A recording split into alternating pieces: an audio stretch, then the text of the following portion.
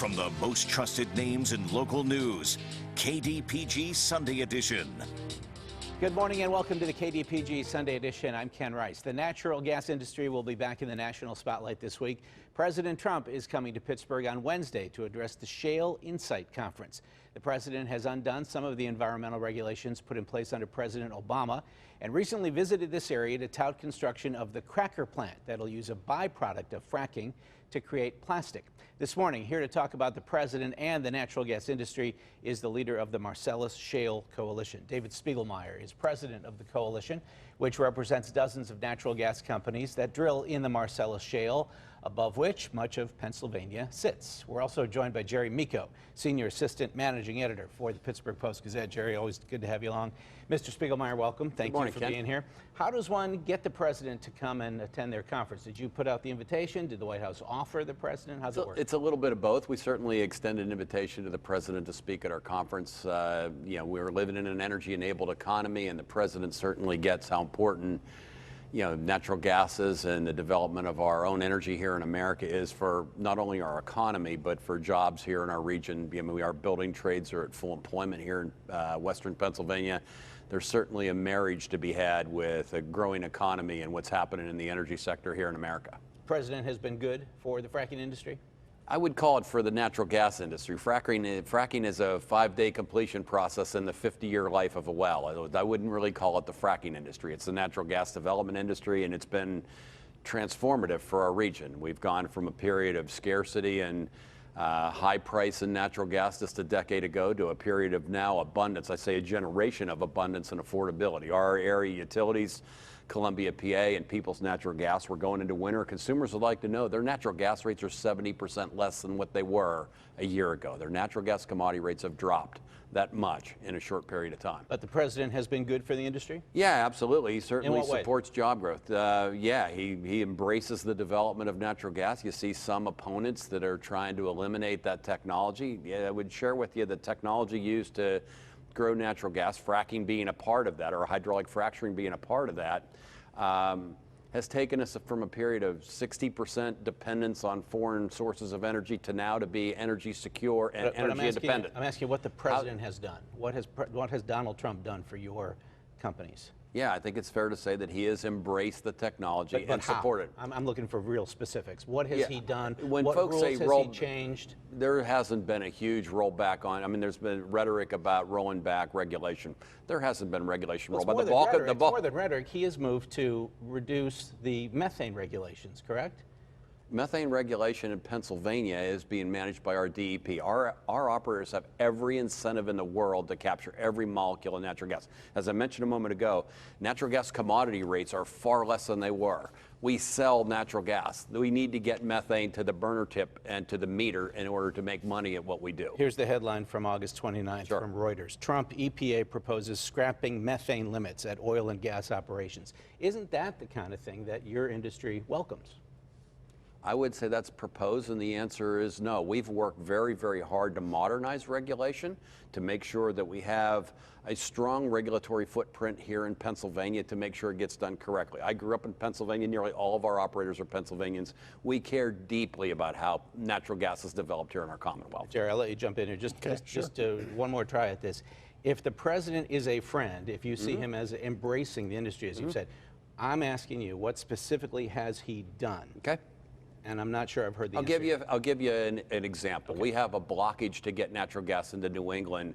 Basically, New York State has used Section 401 of the Clean Water Act to block natural gas transportation or new pipeline development into New England.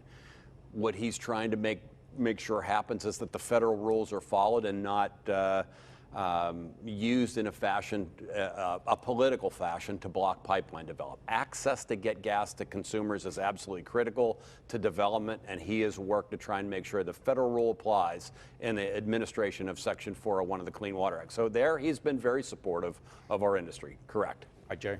How tough has it been for your industry, for instance? A lot of people do look at it and say, hey, it's been great for the economy, not so much for the environment.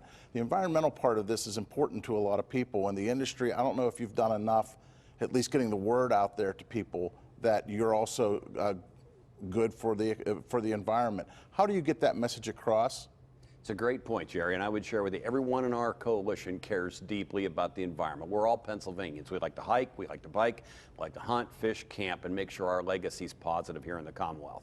As a result of natural gas being used in power generation today, we've dropped carbon dioxide emissions, nitrogen oxide emissions, sulfur dioxide emissions, greenhouse gas emissions, and carbon emissions over this last 5 to 10 years of natural gas being used in power generation. It's been a huge benefit, not only for the environment, but a huge benefit for jobs in our economy here in the region as well. I don't think anyone will argue the jobs part. Sure. I think people will argue the environment part. Some people are always going to think that. How do you, you say the president's going to come in, he's going to speak, Sure. which is always important. We're going to cover it. Everybody's going to want to Sure. cover it because Sure. it's a big industry and he's the president. But he's not seen as an environmentally friendly president. He's just not. The EPA has been cut way back, and your industry is one of them in the country who's looked at as, well, they're right in bed with them. So how do you, but you tell Pennsylvanians that when they say, hey, we've got problems with, we said fracking is what, a 5-day operation? 5 to 7 day completion in the costs life on of a well, and the 50-year life of a right, well. but it becomes a big part of the environmental issue here. What do you do with that fluid? How do you handle that? I'm just wondering how all that comes together and people look at you and say, hey, we're great, love to have you, but. So the specific question is, how do you handle fluid? We went very quickly in 2011 to almost 100% recycling of the flowback water. So water is captured from a natural gas development well. It's taken where metals, when you dig into the Earth's crust, you have metals that are part of the water. We actually strip that out through a filtration process. Water then is taken back to the next hydraulic fracturing operation, blended with fresh water. One, it lessens the need for fresh water and eliminates disposal. So our industry moved fairly quickly to nearly 100% recycling here in the Commonwealth. A huge winner, not only for the environment, for the fact that we use much less water than we did before. Why don't people, or at least why don't some people seem to get that? And by get that, I mean this. Wall Street Journal, NBC News poll last month, 58% of Democratic primary voters would ban fracking. 45% of all registered voters support the elimination of fracking for oil and gas. Why is, if all of these benefits are what they are, and clearly there are benefits, Sure. why is the message not being received? And you have Bernie Sanders, Elizabeth Warren, Kamala Harris saying, ban fracking, do what New York State and Maryland have done at the state level and do it at the federal level.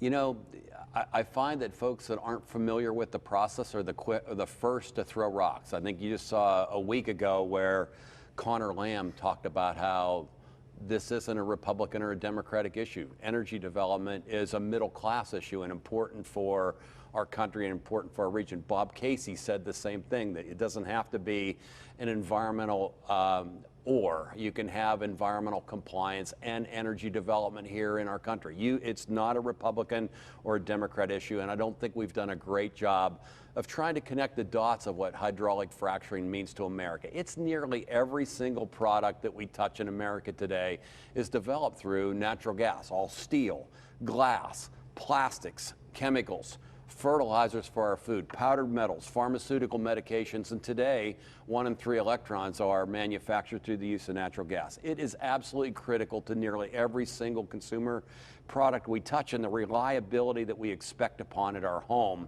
to be able to turn that switch and have power 24/7, 365 days a year are dependent upon the natural gas we are producing here in the Commonwealth of Pennsylvania. You know Governor Tom Wolf. I do. Smart guy. Absolutely. He understands your business. Absolutely does. He would ban fracking in the Delaware River Basin. Why? Political. Political. So he's I not, would being, tell you he's that not the- being genuine. I would tell you that the he people- knows better in his own mind, but for political reasons, he's taking that stand. That's a big accusation. I would tell you neighbors in the Delaware River Basin would share with you that they want hydraulic fracturing and development of natural gas in that region. Just a recent report come out from the Susquehanna River Basin Commission basically said the impact on that basin has been nil. I'm aware of that. Yeah, it's been Right. very positive. Drinking water tested came back either good or excellent, That's right? correct. At Actually almost, better than when we started. at almost all of the sites. So 10 years again, into development, so- the water tests come back better than when we started. So Governor Tom Wolf, he's just got his finger in the air, right? He's which way the wind is blowing. That's correct. It's a political decision. I think he'd share with you it's a political decision, being forced by the 7 members of that commission, 7 states in that commission. He's not forced by anybody. He's an independent member of the commission. Understood. It's a political decision, Ken. Okay. What do you make of the Post-Gazette investigation into what appeared to be an abnormally large number of cases of a rare cancer in an area that would only typically, according to statistics, it should have maybe 8 or 9 cases of these very rare childhood cancers over the past decade, but there are 27. I understand that the state has said there's no evidence of a cancer cluster. I understand there are medical experts who say there are no environmental linkages that have been proven between any environmental factors and these types of cancer, but still people are afraid. You understand the fear, right? Absolutely, I understand the fear. And we've supported the Pennsylvania Department of Health investigation top to bottom. We're not in the health business, but we're very much into making sure we're doing things in an environmental responsible fashion. Again, we've supported that decision. Certainly empathetic and sympathetic for those that are dealing with those kind of affliction. But we're listening to experts in the field of medicine, UPMC doctors, the American Cancer Society, the Department of Health. We got to support their investigation. And if there's something that we're doing that has caused a problem, we'll be the first to address it. Natural gas isn't a Republican or a Democrat issue. It's not a male or female issue. It's not a Western Pennsylvania or an Ohio issue. It's America's issue, and we got to make sure it's being developed correctly, and we're top to bottom support of that. But you believe, I don't want to put words in your mouth, it's just a coincidence? That's for the Department of Health and experts to determine, Ken, not for me to determine. I mean, folks would, on your viewership would say, sure, he's going to say it's a coincidence. We want to make sure that health professionals are taking a look top to bottom and make sure that things are that our industry is developing energy in an environmental responsible fashion and in a healthful fashion. I would share that we're not in the backyard of this development area. I mean, when they're talking in the Chartiers Valley School District, our closest McMillan. I'm sorry. We're probably 5 to 7 miles away in developing natural gas, and many of those cases, came up in the 2009-10 timeframe. Our development really didn't begin in earnest until 2008, and most of our wells drilled in the 11, 12, 13 timeframe. So, again, I'm not trying to be defensive. We want health professionals to take the proper look and study, and we've supported that as a coalition. I've supported that as the leader of the coalition. We have that responsibility to our community, and we'll do that. Forgive me for not giving you enough time here. We have okay. One more question if you have time, if you have one. This goes back to the good neighbor thing. You're a big industry, a major industry in Pennsylvania, a major employer in Pennsylvania, but people still want, and Ken gave the numbers, people still want, there's almost a mystery that surrounds natural gas drilling at times. People are worried about the environment. They're worried about our investigation into what looked like a cancer cluster down in Kent near Ken and McMillan High. How do you get that message across? What is the best way to do that when it seems like a lot of the public is leery of this?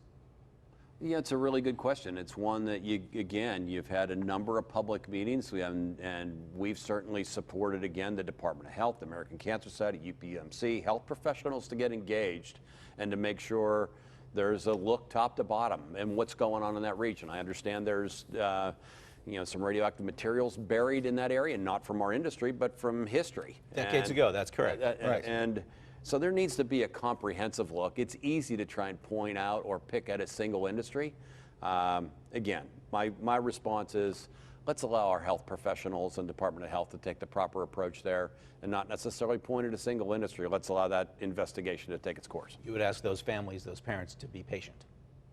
I would ask to allow the health professionals to do their study, provide the rigor to that study, and we'll live by those results. David Spigelmar, thank you very much. Thank you. Take a break. When we come back, the trials and risks of doing business in China have been on display over the past several weeks with the NBA at the center of a South Asian uproar. We'll look at that when the KDPG Sunday edition continues.